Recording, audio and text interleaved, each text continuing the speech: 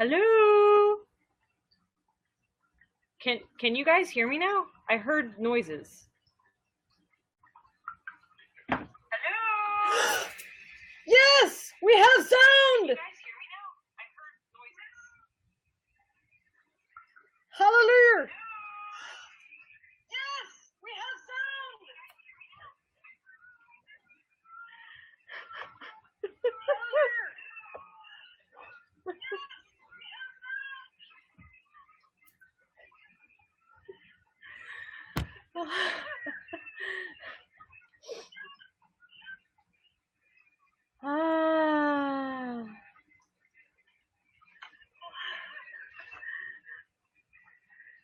All right, guys. So I'm just gonna fix this.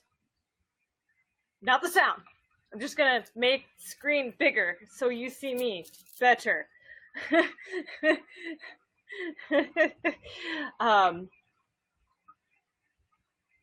So let's see here. Let me do my magic here. Make my pretty. All right, send live. All right, technical difficulties.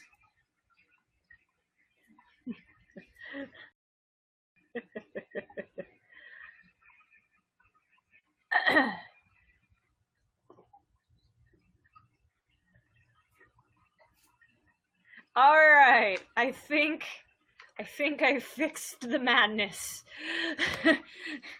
Let me make sure I still have sound here, as you can see. All right, I think I fixed the madness. Let me make sure I still have sound here. All right, cool beans, guys. So as you can see, I'm kind of dual doing this today because I am running solo with Linwell as my host today. And poor Linwell is scouring the world of books. He's asking for particular information on an instantaneous basis. And it's not stuff I have on memory. So, I see we have a couple of peeps on. Who's we got? We've got, oh, hey, Tracy. And we've got Brittany and LV's on. I see we have a fourth person. Who else is on?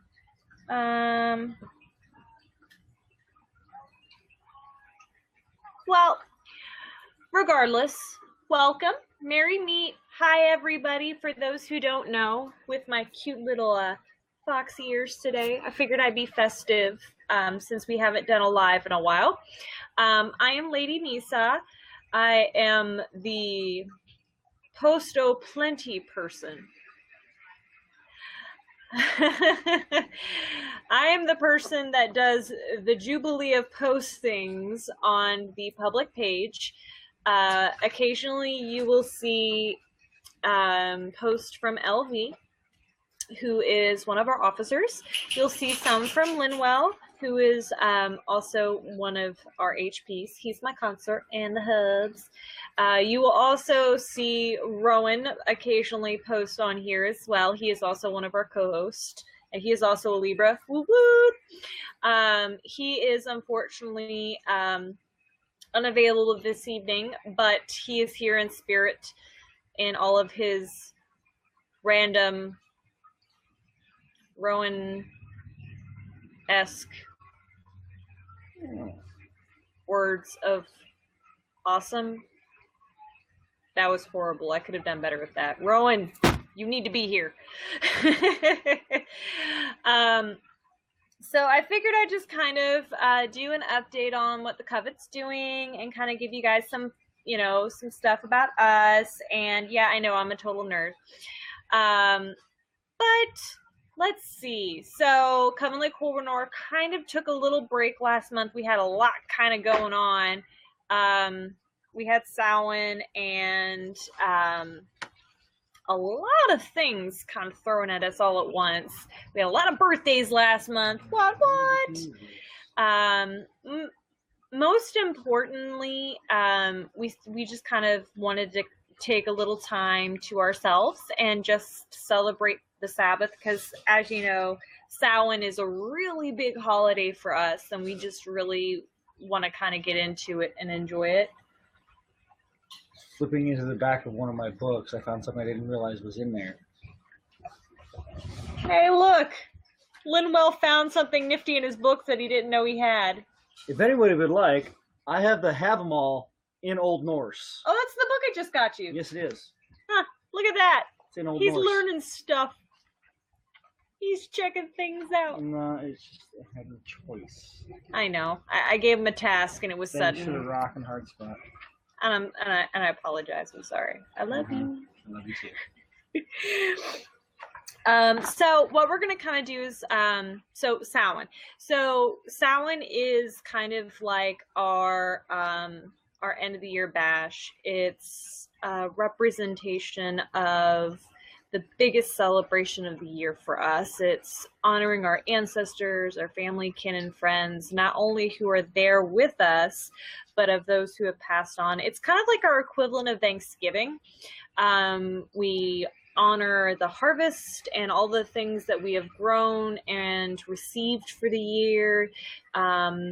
And our officer, LV, put together such a wonderful celebration this year, and it was her first ritual. And it was super amazing and super awesome and festive, and we all had a really good time. And Coven Le Corbeau Noir hosted their first ever game of Never Have I Ever. And we had two very new prospects in the group who joined us that evening who got to experience a new world of Never Have I Ever with Coven Le Corbeau Noir. They hung in there tough. We've also grown a lot. We've not only experienced a growth on our public page, but also within the group as well. So, kudos to our new members. We're really excited to have you on this journey with us. We're also super excited to have you on the page here to enjoy what we have, rocking out with you. So if you're just joining in with our lives, feel free to check out our other things. We post them periodically on a weekly basis. Hold on, someone is commenting, but they cannot comment. It looks like it would be Chris. Poor Lady A won't let her comment. It's okay, Lady A. But we have a bunch of new members coming into the group recently as well. So it just seems to be with the coming of the tides, and we're super excited. And with the new people, we actually discovered we need to relearn stuff too. So it's really interesting because it's been a while since we've had fresh people that actually need to learn from the very beginning. So we're actually coming up with some resources and lists and tools for these members that actually are just starting out on their path. So I'm in the process, and our Crow Mother's in the process of putting together some resources, and the rest of our IC is as well. So my question for you guys are, what are some resources that you have come across that you think are super beneficial for those who are just starting out on their paths and then just are overwhelmed? Because let's admit, lots of shiny things, lots of books. We can get super distracted very easily. It's a lot of information. It can be overwhelming, and you can just on everything. So what information or advice would you offer to a new person that's just starting out on their path? And what resource would you advise them to? I've recommended Pinterest before. Pinterest is an amazing resource. It's the best thing to happen to the pagan community and Wiccan community and New Age community in general, because everything's at your fingertips, not to mention it has cute little pictures. Saves you from having to do a bunch of Google research. It's all there. Keywords, amazing. About.com is another resource I've mentioned before. Has an amazing Wiccan and pagan resource to it. very simple key descriptions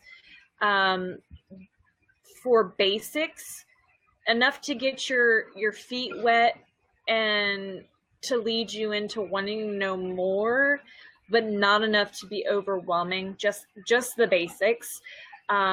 There used to be a site called Stormy's Books of Shadows, which was super amazing, but Yuku's flipped over to talk about. I think it's what it's called now, and they no longer really have the best servers, because Stormy's was super amazing in that they had very select process and how they let members in. And Stormy and I and Lady Lilith had worked it out that if I had new members, I could send them over their way, and they would just mention who I was and the group, and they would talk to them to get to know their level, and they would be able to kind of work their way in and take some classes. But they could go through a degree program, or they could just take a couple of classes. But it was a phenomenal resource tool that they could use, and now it's no longer available because the server change is kind of a little bit wishy-washy, and they didn't feel it was secure for the information, not alone the information, but the people that they had in the community. They didn't feel it protected them, which is super great that they recognize that, so no harm to them. So I've been reaching out to Stormy and Lilith, and they have a Facebook group that I've been a part of, so I kind of going back and forth with them. But they have a small Facebook group they kind of started for us today, because like Sam started trends apparently. So Nisa was like, hey, do we have classes anymore? What happened to this? And now there's a year-to-day class. Go me for starting that. I don't know what I did. So poor Lady Lilith put together a class today for that. I also found another online school that's free. It's not so much on your own time base as Stormy's was. This seems to be a little bit more structured, but it could be beneficial. I'll have to post that in the comments or attach it to the video a little later.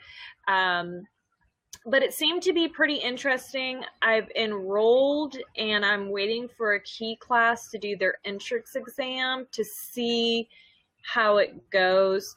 So I typically don't, I posted it for my coven to check out and for my members to check out. But I like to kind of test the waters first before I outright recommend it to people, because I like to kind of see how things go before I say, yeah, this is great. But I'm like, it's free. What could hurt? You know, check it out. But I'm a huge advocate of, you know, if it costs money or you have to pay for it, I'm a little hesitant at first, because everybody's got a budget, and I'm not 100% certain on that. Oh, hey, Mike! To listen and figure out what... So Mike says take the time to listen and figure out what works best for you. Local pagan groups like the Triangle Area Pagan Alliance, they are phenomenal. They have a bunch of classes. Every so often when I see them post stuff, I share it to the public page. So keep an eye out for those events, because if you guys like traveling to different little areas and stuff, the Triangle Area Alliance does some cool things. Also,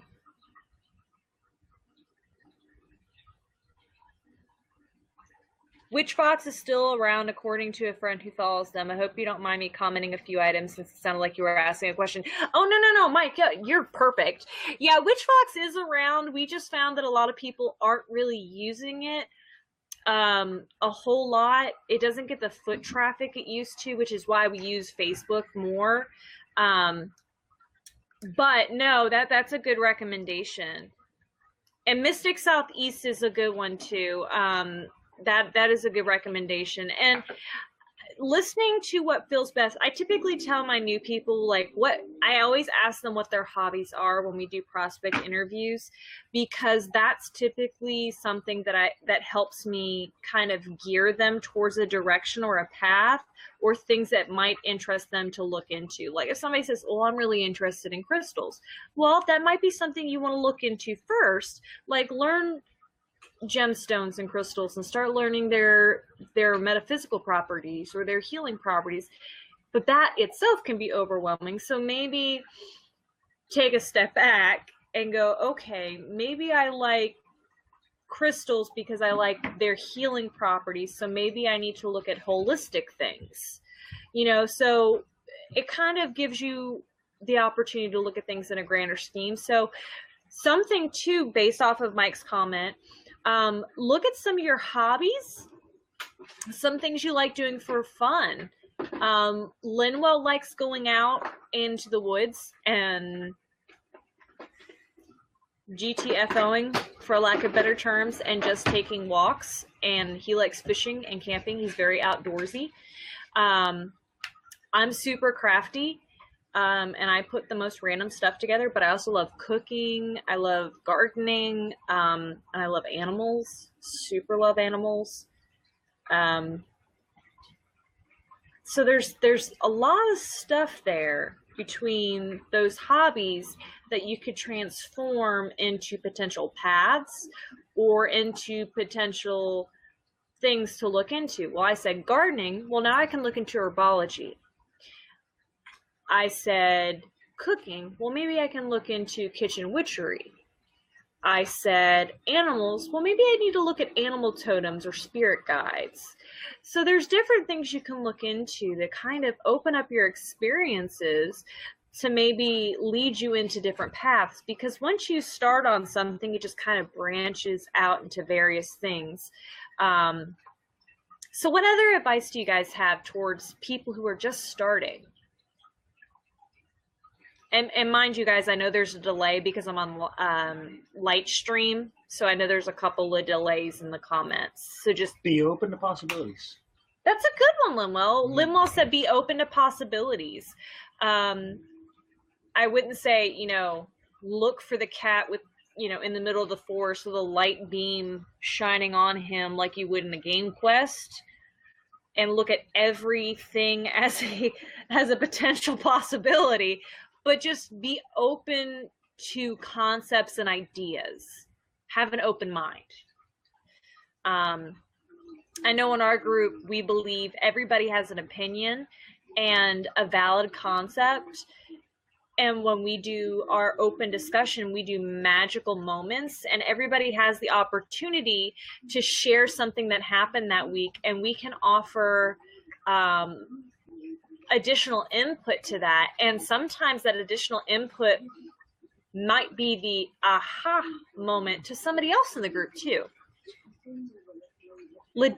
LV, have patience. It does take time, guys. Don't expect to conquer something overnight. Sometimes, even myself, I've been practicing a long time. Sometimes I may have done something years ago and I might know it, but it might take me a second to remember what I was doing. I'm not saying I'm perfect. Nobody is perfect by any means. But I can tell you, if I don't know it, I will research it and I will get you the correct answer. But remember, there is no wrong way either to practice something, as long as you're not hurting yourself or others.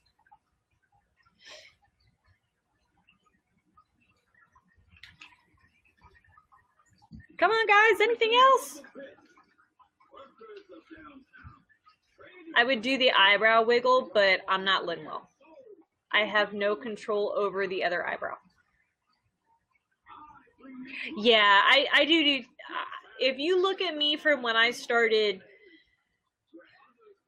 way back and how I do things now, it's completely different. I'm more relaxed and just go with the flow. Less is more.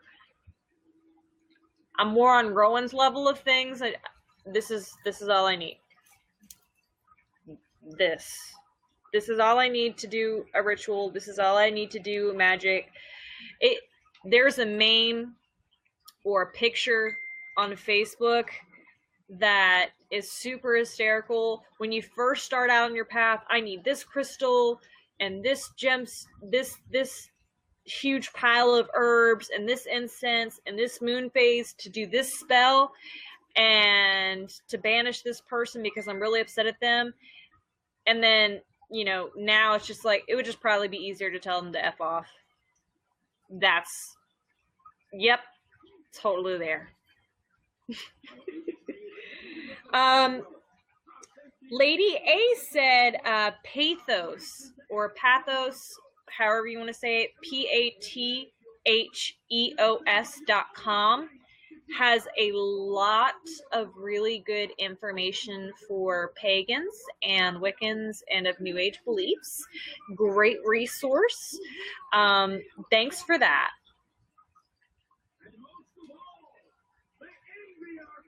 If joining a coven, make sure they treat you and each other as family. Very, very important.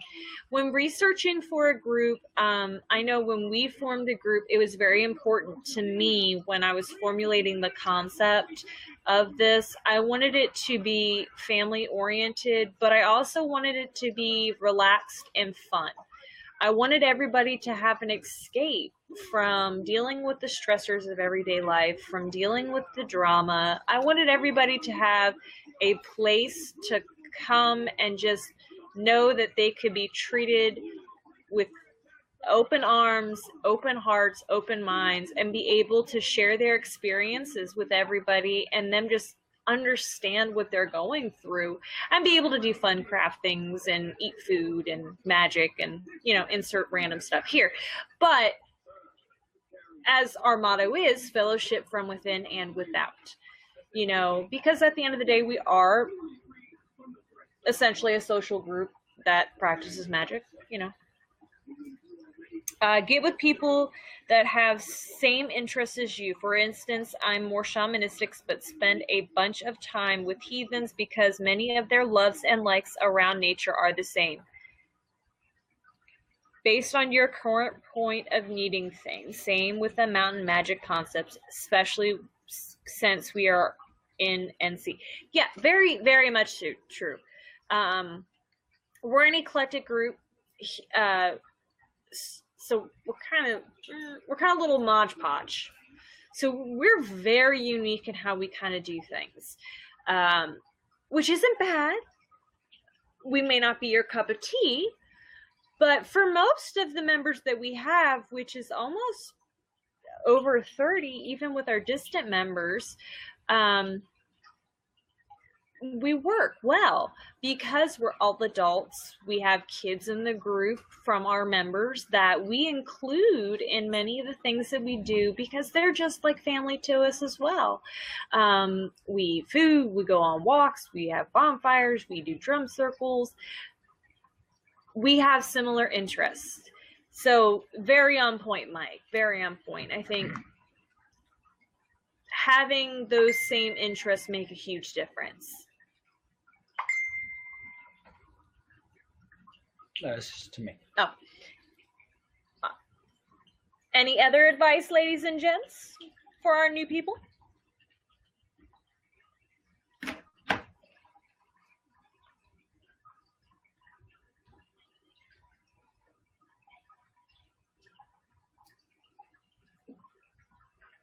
I wish my ears moved.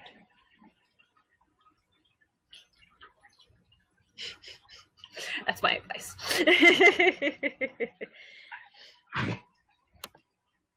Trust yourself. Ooh, that's a good one. Listen to your gut. Yes. So we met a phenomenal author a couple years ago, and Peter Padden, goddess rest, man is amazing. He was the first experience of Shadow Harvest that we ever had, and blew Mouse, myself, and Linwell away. He's the reason we do lore circle at all of our retreats or camping events that we do. Like, we always start the retreat with lore circle, which is pretty much like a poetry slam, just with stories and songs and drum circle. But he had this theory of visceral magic. He has a book on it, and if you have the chance to read it, you can purchase it online. I would highly recommend it. We have a copy of it. It's really good. But essentially, visceral magic is essentially listening to your gut. It's that gut feeling you have. And it's there for a reason. Most of the time we listen to it, but sometimes you don't. And when you don't listen to it, tend to when you're kicking yourself in your arse later, right? So trust yourself. There's a reason why. With eclectics, we tend to feel things out a little bit and go with what we feel. So how I like to practice is I like to kind of take a little bit here and there what feels right, what I feel works for me. What works for me may not work for somebody else. We used to use spell worksheets in the group, which was great. And when we start doing spell working again as a group, we'll probably start doing that with our new people. The spell worksheets were really interesting because it broke the spells individually, piece by piece. So it made the person physically have to understand what each aspect of the spell's purpose was, and if they needed to tweak something to better suit them personally. Because if it's not going to work for them personally in 100% of whatever they're doing, and they don't believe it's going to work, then it's not going to work. And that goes with everything. If you don't have 100% conviction in what you're doing, then it's not going to work for you. So trust in yourself, trust yourself in your path. It's okay to stumble. It's okay to fail. That means you're trying. You just have to get up and continue on.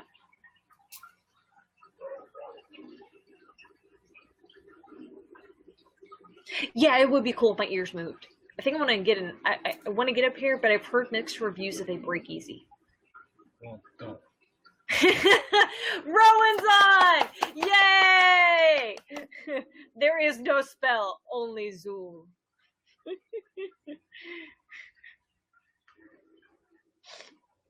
All right, so let's see. So update. Let's see. So as you guys know, myself and two of my other members are co-coordinating a Eastern North Carolina Pagan Pride Day. We're bringing it back, guys. Don't call it a comeback. For next year. It's coming together. We're still waiting on a date confirmation from the Onslow County Parks from the Onslow County Parks and Rec. We've got a couple of things we're waiting on, and we're literally at a standstill. There's almost nothing we can do at this point until we get a date confirmation. I can't even get a hold of anybody from the Pagan Pride organization to let us know what our chapter organization is at the moment. But I assume just because of the holidays and they just got done with Pagan Prides, so everybody's been busy. So hopefully we hear back something soon so we can put our website together, because that'll at least give us something to do while we're waiting on dates. So hopefully we get everything going. So far we've raised quite a good bit. We're almost at our $2,000 goal. And we're still raising funds. In fact, once we've got the finalized logo, our official finalized logo, that is, we're going to start working with some of our local businesses to see if we can potentially get some items donated towards the event, in hopes to help not only the soup kitchen, but also potentially Possumwood Acres, as well as Animal Shelter, because they need some items to help their facilities, because you never know. But we are about as far as we can be for just starting this last month, so I can't really complain. So about a month and a half into the process, and $1,600 out of $2,000, and we have an idea for the date, we have a location, we have everything pretty much phone called in. We're just literally waiting on a date and waiting on an email so I can get the website up, and wait on a logo so we can go ahead and solicit for donations. So so far so good. So waiting on some more stuff. Yeah, it's Rowan, myself, and Linwell. We've been treading some water here on trying to get this going, but we can only do so much from here. So, hey, do what we can. We're trying to make it happen. We did get confirmation on a couple of things. The Pagan Business Network is going to coordinate with us, and they have volunteered to hook us up with some goodie bags for our volunteers for the event. So our volunteers who help us will actually get a little swag bag courtesy of them, which is super awesome because it's actually going to be filled with goodies from businesses. So it'll actually be little items, which is going to be super awesome. So I'm like tickled pink for that. I'm like, I might keep one for myself. We've actually got some businesses signed up. We've got groups signed up. In fact, one of our groups that actually is local to the area is the Muscadine Kindred, actually signed up to be an event sponsor, which is super amazing. They're super, super really cool, great group. We're super proud and happy that they're going to be a sponsor. CNC, Central North Carolina's Pagan Pride chapter in Raleigh is an event sponsor. And then Left Turn Designs in Raleigh is going to be, or Left Turn Designs here in Swansboro is an event sponsor as well. And then we have Spirit of the Wild. Mike, correct me if I am wrong. Mike is wonderful. Business Spirits of the Wild is going to be a sponsor as well. So we've done pretty good. We're working out with some other groups too. So I'm really excited to see this kind of kick off and come to fruition. Our goal, of course, is to exceed 2,000, because the more we collect now and the more things we can get done for this PPD, the less stuff we'll have to worry about for the following years, because we're hoping to make this an annual thing.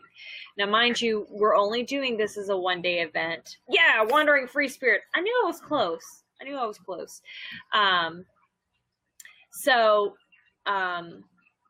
The more that we can get done for this PPD, the less we'll have to worry about the following years. We're going to keep the first year or two to a one-day event. If it grows to be bigger than a one-day event, so be it. But the downside is we will have to find a location to accommodate overnight.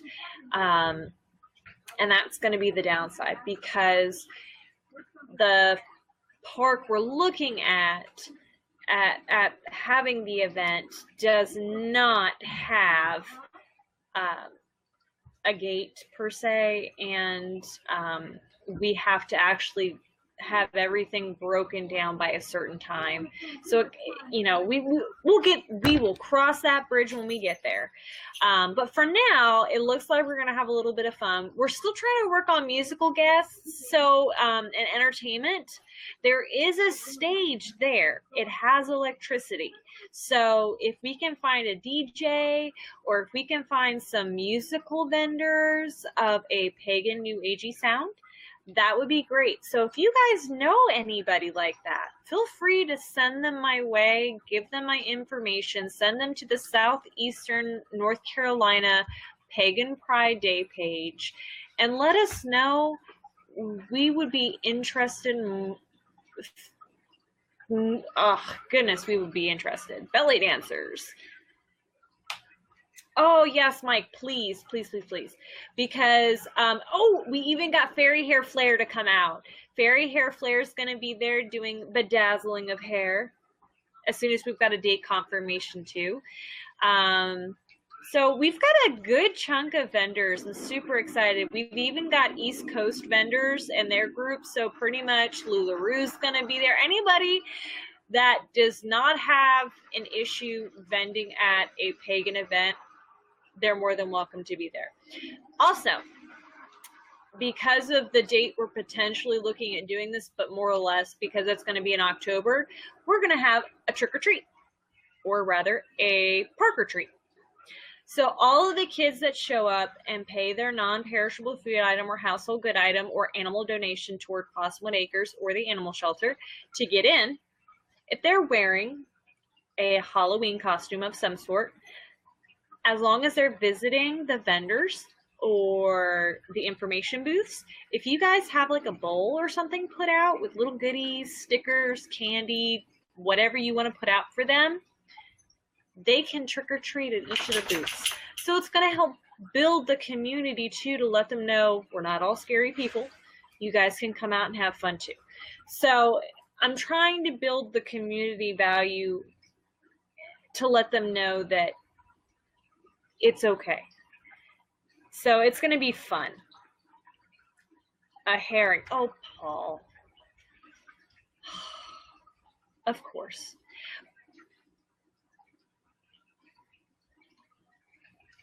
Yeah, and Mike, you're all over the place.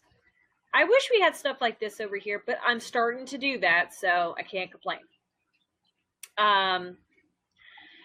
So, on that note, now that we've talked about all of the good things pertaining to PPD, Coven Le Corbeau Noir is going to be hosting a Yule celebration next month.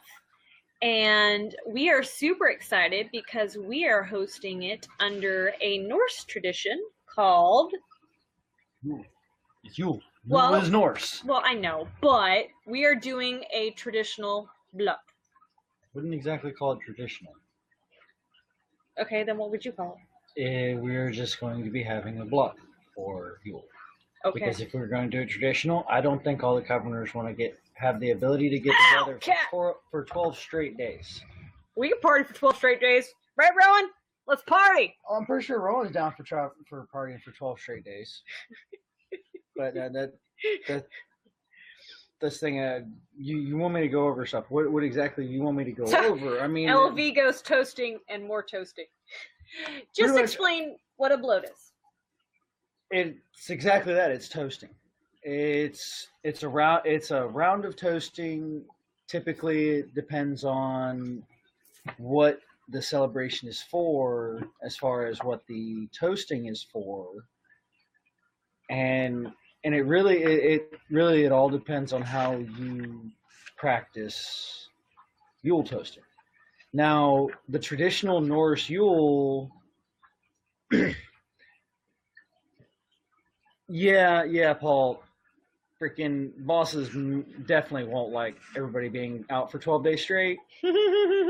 But traditionally, and the thing is, it varies. The date of the start of the 12 night. Everybody knows the 12 days of Christmas. That's a Norse tradition. It comes from the 12 days of Yule, whereas the end of the Norse calendar actually had, between the end of the year calendar and the beginning of the next year, there was 12 days that they necessarily never considered part of the old year nor part of the new year. It was meant to celebrate the passing of the previous year and the oncoming new year. And it varies on date, on whatever text you read. Some say it starts around the 25th of December and goes to the end of December, bringing in the new year and 1st of January. Some also say it goes all the way to the 6th of December and it starts later. But typically it starts with where was it? I lost it. I thought I had it on here. I lost it. Did I? Oh, here we go. It typically started with the Mother's Night, and it's a celebration honoring the tribal goddesses and one's powerful Vizier, one of the gods that you would, one of your patron goddesses. And typically it's 12 nights of feasting. It's pretty much 12 nights of feasting, and I wouldn't necessarily say partying, but of course, we're thinking feast, you're going to think partying, so, yeah.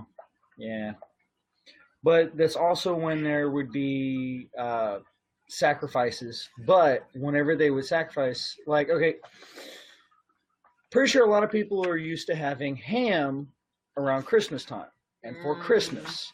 Well, that's because they would sacrifice a Yule boar, and it would be slaughtered and prepared and cooked and eaten. Yes, mead good, Napster bad. And it would be eaten by the tribe or group or whatever they wanted to call themselves. That's where the traditional Christmas ham comes from. And also your Christmas tree actually is a Norse tradition, because the Norse would find an evergreen tree and go and decorate it with shiny bits of metal, candles, and such like that. And again, that's where your Christmas tree comes from. Having a fire on Christmas, burning the old Yule log. Well, it is a Norse tradition to have a oaken log that was inscribed with runes and different symbols, and it was meant for protection. Mistletoe. The mistletoe is another Norse tradition. It is a symbolization of the death of Balder, because I'm not even going to go into Balder because that drawn out long. It's a story. I'm not going to go into that, but it's a symbolization of Balder. Your Christmas wreaths, typically made of holly. Deck the halls with boughs of holly. Holly was used for protection against malevolent spirits for the next year.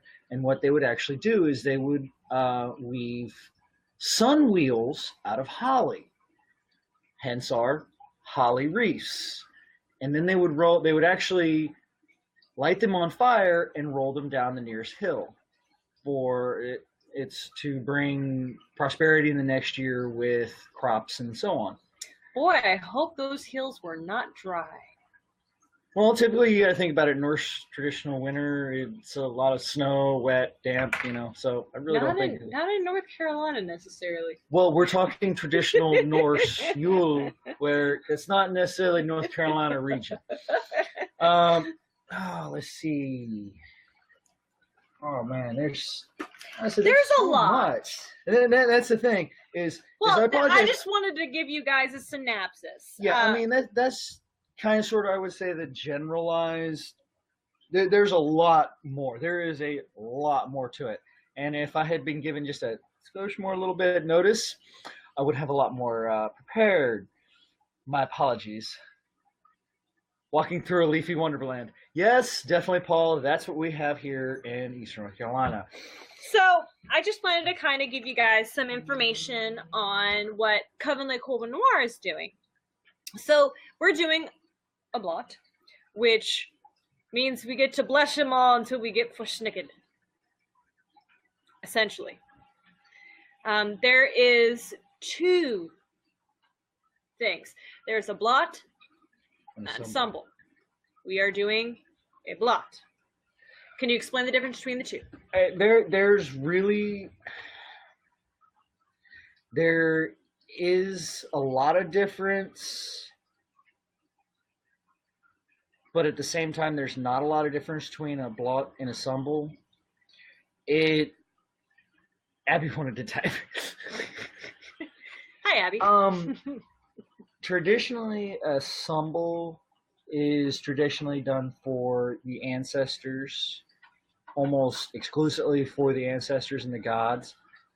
But a blot is typically, they're both rounds of toasting, and it's typically led by one person. And the ensemble is typically a shorter version, if I remember right. And I have this bad habit. I end up mixing some of the information up between the 2 because they are so similar. This is the bad part when your faith really kind of only has 2 ways of celebrating things, or ritualist things, if you want to get technical about it. But one is typically strictly for the ancestors and the gods. The other set of round of toasting is it's more structured. You'll have the first toasting is typically done to the gods. The second toasting is typically done to the ancestors. The third round of toasting is typically reserved for I think it's the third or the fourth round of toasting is typically reserved for those that wish to make a boast or a pledge of some sort. But mind you, typically whenever a pledge is made, it is made on an oath ring, and you are required to follow through, and there are actual consequences that typically the leader of the toasting will follow through with you. And if you don't follow through with what you said you were going to do, you have to pretty much, I don't want to use the word punishment, but it's repercussions for not doing what you said you were going to do.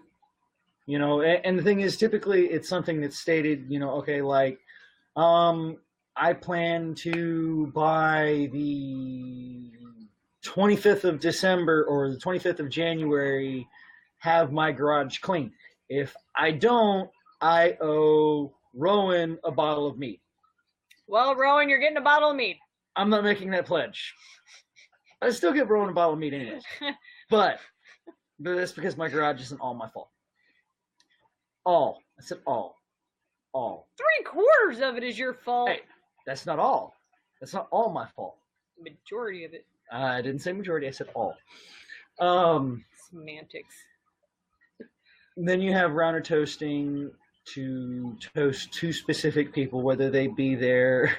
I like this plan. I'm glad to be part of it. Yes, Rowan. Yes. It's toasting 2 people that are either there or not there. And like I said, and I know I'm messing that up. I really do. So really, and that is ensemble is very specific on the rounds of toasting. But regardless of either the ensemble or the blow, the master of the rounds, the one that's leading everything, has to pay attention to the atmosphere of the toast, because you want them both to reach a high level and stay there. But if it starts to come down, you want to end it, because you want to bring everything up. And you don't want everything to come crashing down, I guess to say. You want to keep the energy at an apex. Yes. So that is what Coven Le Corbeau Noir is doing. So I just wanted to kind of give you guys some information about Yule, since it is coming up. Even though we have some gobbles coming up, even though Coven Le Corbeau Noir is not necessarily, celebrating Thanksgiving, we still honor the holidays because it gives us the opportunity to celebrate with our families. And who doesn't love being fat piggies? Because we have inner fat kids that like need, food. Food, yes. So some fun things. Blah, blah, blah, blah, blah. So, the wheel year brings Yule, the god who died at Samhain, is reborn as of the virgin goddess. The god is represented by the sun, which returns. After this, the darkest night of the year, to again bring warmth and fertility to the land. So Yule, for a lack of better terms, is like our New Year's. Catch what I'm throwing down? The profusion of lights on houses, trees at Christmas is modern version of pagan custom of lighting candles. And the fires act of sympathetic magic to lure back the warming of the sun.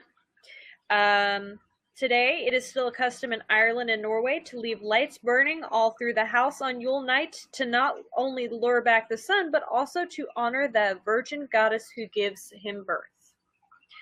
Interestingly enough, the word virgin is the one which was mistranslated and misrepresented by the early church, enough to make even people today forget that the term had absolutely nothing to do with hymen. That's kind of funny.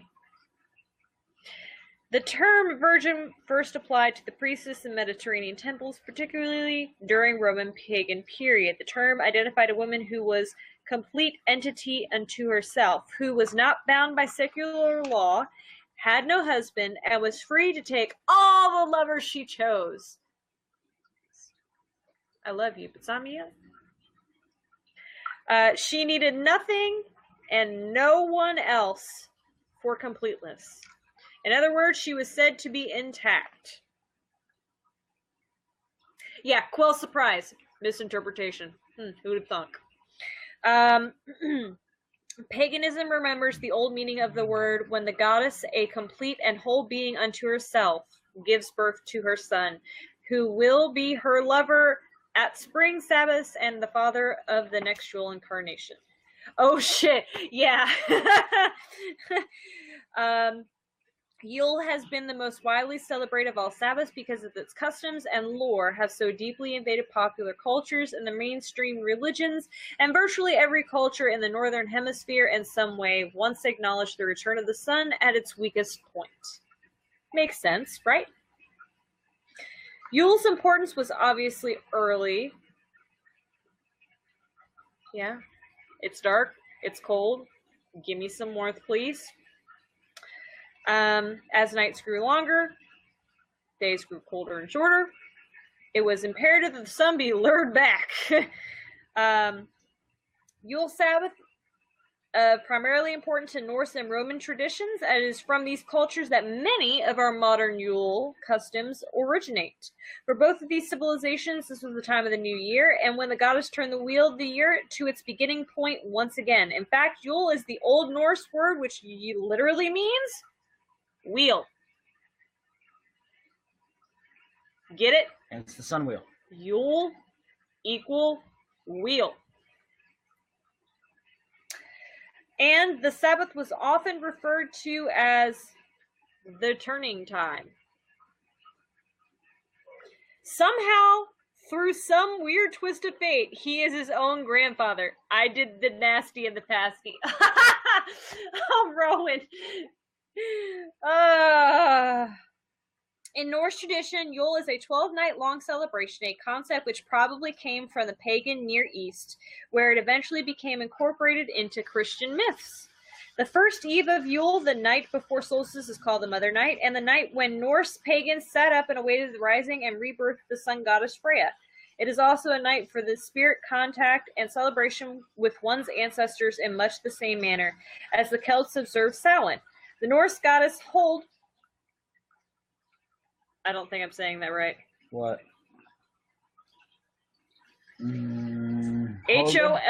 Holde. Holde. Guardian of the spirit world opens her doors at Yule to all sincere seekers. The final night of observance is the 12th night.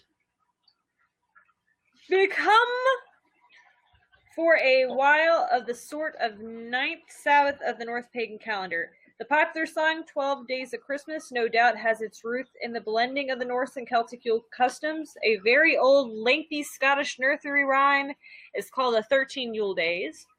The poem tells us what a wealthy Scottish king once sent his lady love on each of the celebratory days. So, lots of stuff.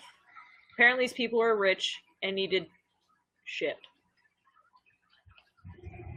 One of the reasons, and I just want to say this, one of the reasons why you find a lot of Norse traditions and pagan traditions in most of the mainstream, any of the mainstream religious holidays is because, and a lot of people say it's because the churches, they deck the halls with lots of pagans. La, la, la, la, la, la. It is in part due to the church, gobbling up traditions to make it easier for them to convert, but as well as the pagans brought the traditions with them regardless of the church supporting it, and it just became over the years ingrained in the tradition because you can't never truly... Ooh. Yes, Double I know negative. I did a double negative. I realized that after I said it. But you can't ever truly work it out of people. No. You just can't. And it's an impossibility. So they brought it along with them. And it all just melded in together. So. In ancient Egypt, the winter solstice was not only a time to celebrate the rebirth of their sun god, Ra, but to commemorate the creation of the universe as well. In Egyptian mythology, it is taught that in the beginning there was nothing but none, the primordial black sea of chaos, often likened to the womb of the mother goddess. And from this ocean of unrest, Ra was born, and he in turn gave birth to the other deities. After this great exertion, he cried the dark tears given to him by none, and each tear became the many men and women of Egypt. In some parts North Africa, December marked the beginning of the short rainy season. If it rained on the eve of the solstice, it was considered to be a special blessing from Ra, whose tears were once again bringing new life to Egypt on the night of his rebirth. The Wheel of the Year is often symbolized by the wreath, and it is ample archaeological evidence to support the fact that the wreaths have been used in this symbolic way for more than 4,000 years, ladies and gents. Lots of stuff. Scandinavian pagans who hung them at Yule to commemorate their new beginning of the year and ever-moving cycle. Sweden, it is customary to have young women wear a lighted wreath to the ritual space, and the Swedish folk sing Gentil Isabella comes from this custom, which is adopted for Christmas, a custom now largely observed by pagans at Imbolc. Wreaths can be made of materials found equally in nature, and as we know how to make them.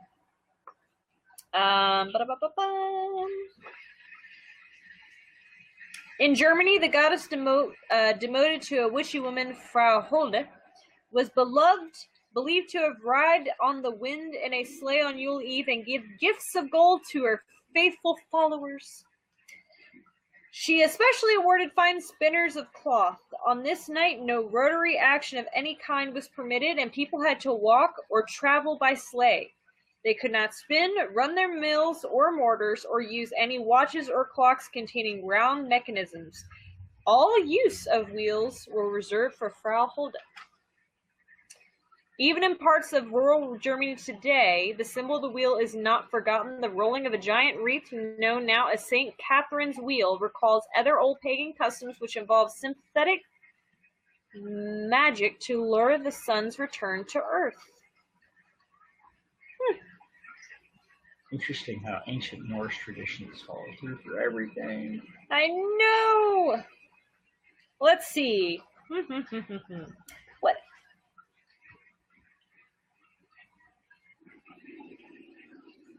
Saturnalia. We all know that one. So the tradition of Yule okay, hold on. Let's go back. For pagans, this usurping of Yule has one great advantage.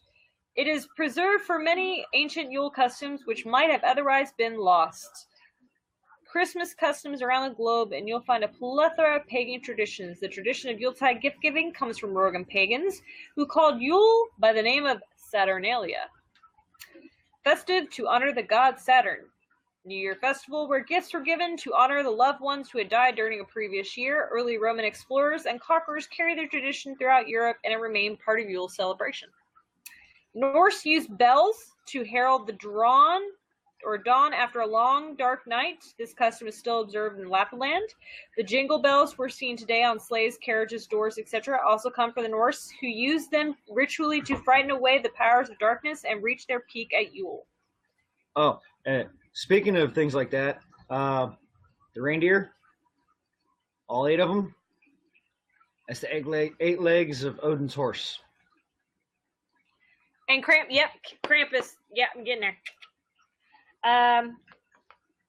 In Sweden, painted wooden roosters, a long symbol of the sun gods of Europe, are centerpieces of Christmas table. Their pagan past, the largest roosters were brought to the house on Yule Eve and given a place of honor throughout the next 12 days. The rooster ate with his host family, I ain't sleeping with no rooster, and was treated like a little prince because he represented the sun god whose blessing they hoped to invoke.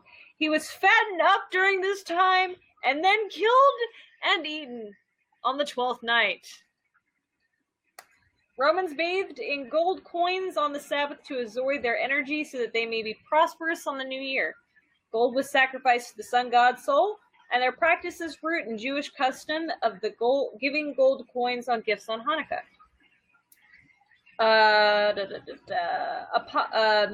From another Roman sun deity, Apollo, we get a custom of hanging bay around our homes at Yule. Bay is as sacred as the god, since it was he who drove the chariot which rode the sun. It was imperative to honor him in order to persuade him to steer a course back to Earth.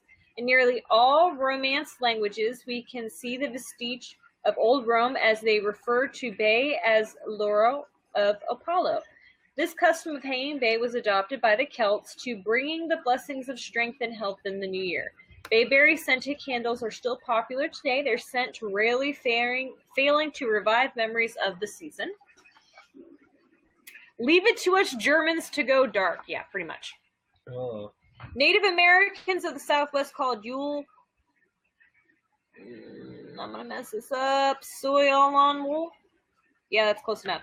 Which means to bring new life to the world. They aided the sun's birth with a birthing ritual which consisted of having one person masked as the sun god crawling between the legs of a tribe woman.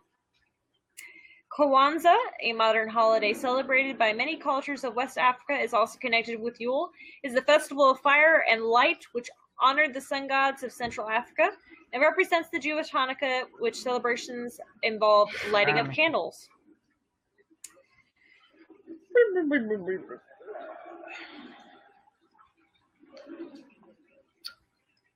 Fire.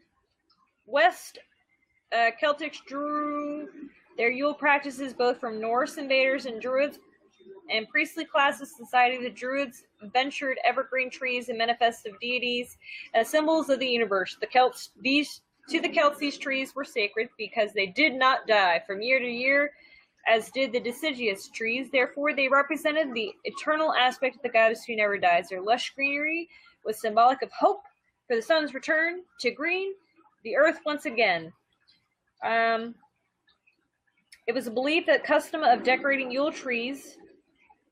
The Celtic Druids decorated evergreen trees at Yule with all the images of the things they wished waxing year to hold for them. Images of items to be used at future Sabbaths, fruits for successful harvests, love charms for happiness, nuts for fertility, coins for wealth adorned the trees. Even on today's Christmas tree, many of these images remain intact, though their original meaning is no longer forgotten.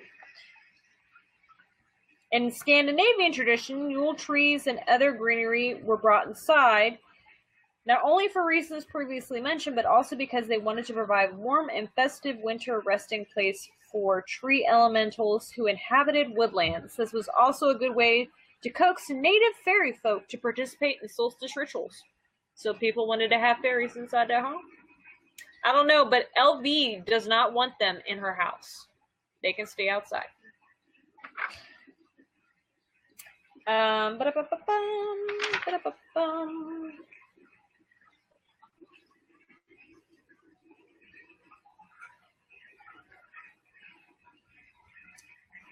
Well, and then there's Krampus, who would give kids gifts if they were good, and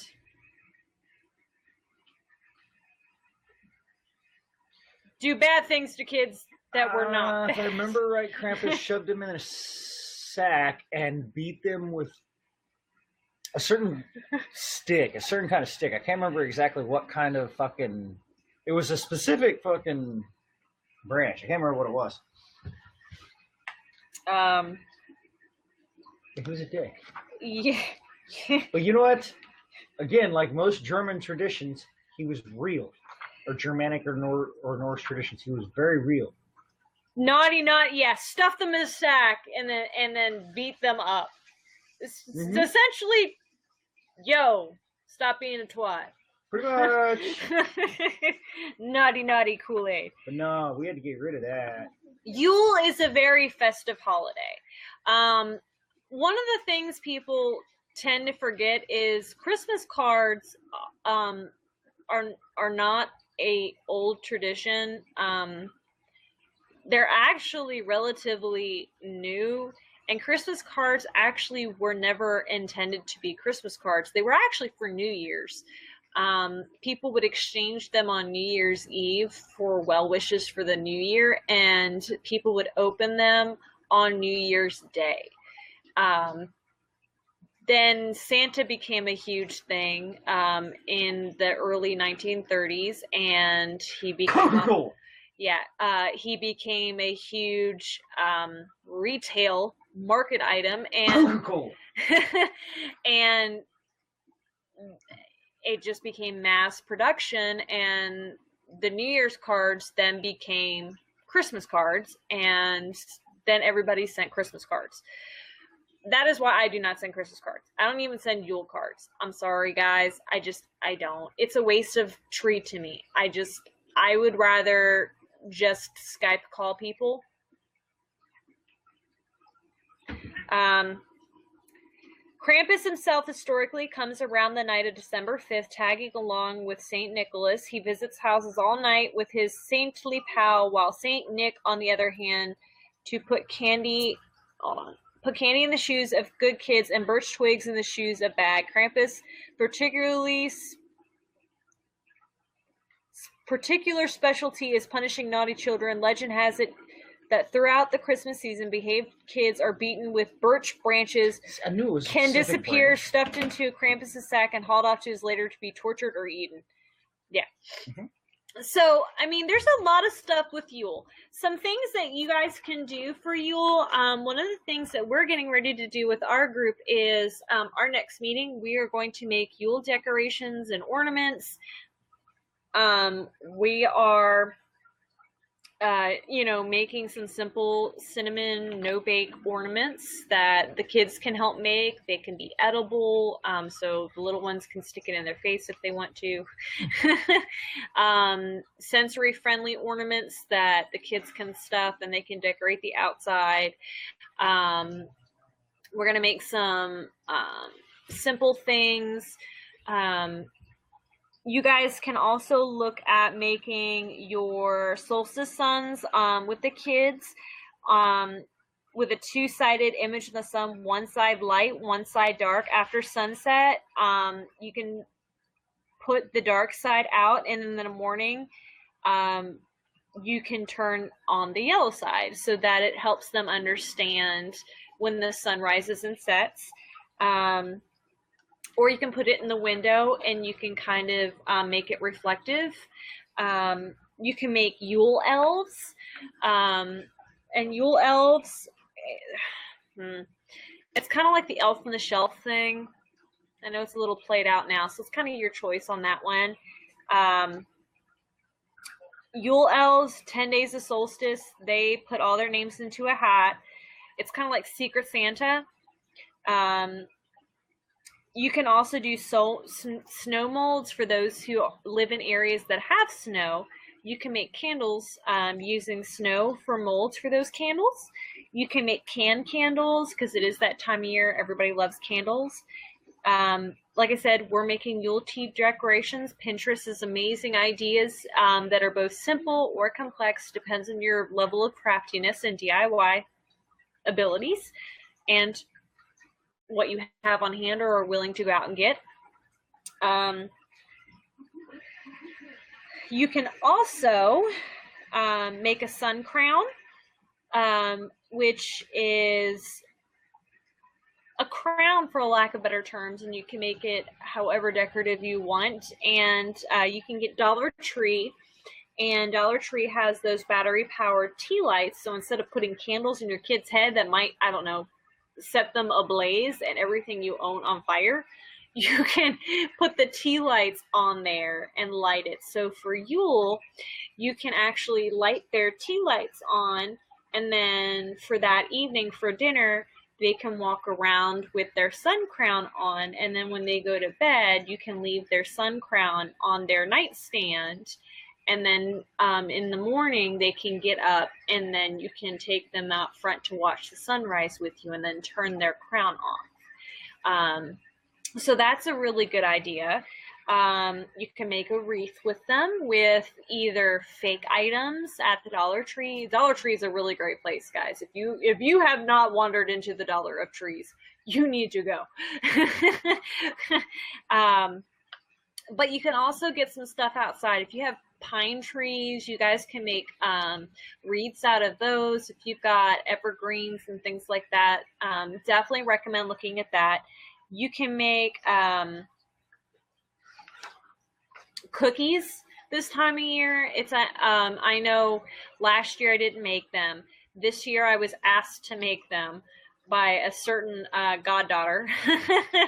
So we're gonna make a couple of cookies this year. Not my normal ginormo batch O cookies that only 2 people can eat in like 4 months. I swear we gained 10 pounds each in 1 month from the amount of cookies I make because I make too much. But you guys can make cookies. It's a great bonding experience, but you guys can add your little bit of flair to it, and you guys can make them magical. Like with your sugar cookies, you can get lavender, and you can sprinkle lavender in there with your sugar cookies, and you can make the lavender icing, and it's love, it's promoting, it's relaxing, it's calming. You can make an essential oil cookie, like an orange sugar cookie or something like that. They have a bunch of really cool ideas for that. Patrick still has no feeling where he got burned. It'll hopefully get better. It takes a while for the feeling to come back from burns. So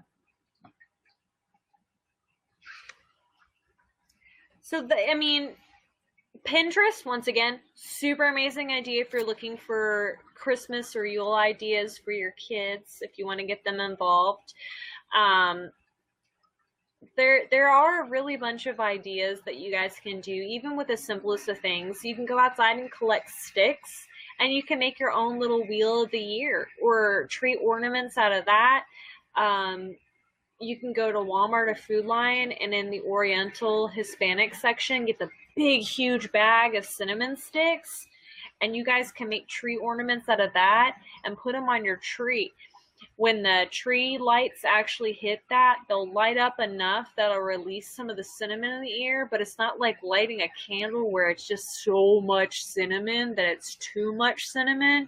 Come on, y'all know what I mean now. So it's just enough, but they're super simple and super easy. Just simple things. And kids around this time of year, they just want to be included, especially when they're on break. You got your hands full. You don't really know what to do with them. They just want to be a part of the time with you. So there's some Yule stuff. That's some Yule information for you. And we talked about some stuff for new people, and we talked about PPD. I know this is kind of like an hour and a half long. I'm sorry, guys. We haven't been on in a while, so this one was going to be a big one. So in the comments, let us know if there's anything you guys would like us to do next time for next week. Oh, reminder, Mercury is about to go on retrograde next month. I'm sorry. Don't want to be the bearer of bad news, but it will be going in retrograde next month, so kind of have all your stuff together because you're probably going to start feeling the shadows of that here soon. I know. No so bueno. So just kind of be on your edge. Remember, think before you act. We have a whole video on Mercury in retrograde. Go check it out. It's a couple of weeks ago. We did it in August.